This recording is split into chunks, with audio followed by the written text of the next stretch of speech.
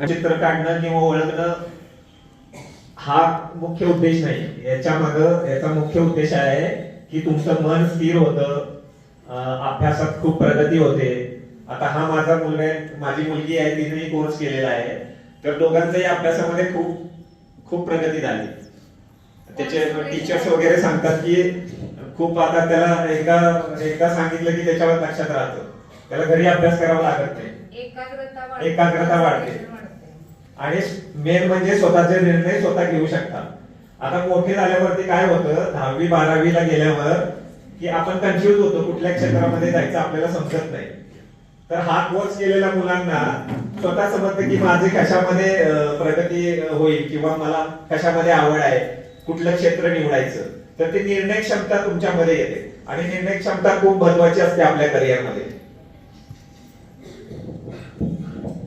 तुम्हाला भारतावरती ज्या अनेक स्वाऱ्या झाल्या, मोहम्मद घोरीनं स्वाऱ्या केला, पृथ्वीराज चव्हाण यांनी वाणी भेद केला होता. तुम्हाला आठवते का किंवा शिकवले का किंवा इतिहासाच्या पानामध्ये तुम्हाला दिसतं की पृथ्वीराज चव्हाण आणि तो मोहम्मद घोरी वरती बसला होता.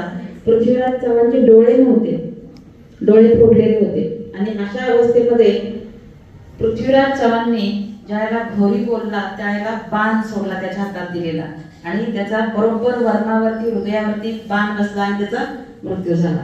म्हणजे अशी कला जी आहे वाणी भेद करणं, लक्षाचा भेद करत असताना जे लक्षभेद ही बाण असतात त्याच्यामध्ये लक्ष कोणतं असतं, जो शत्रू आहे ते लक्ष असतं आणि त्याच्या तोंडातून निघालेला जो शब्द आहे तो वाणी.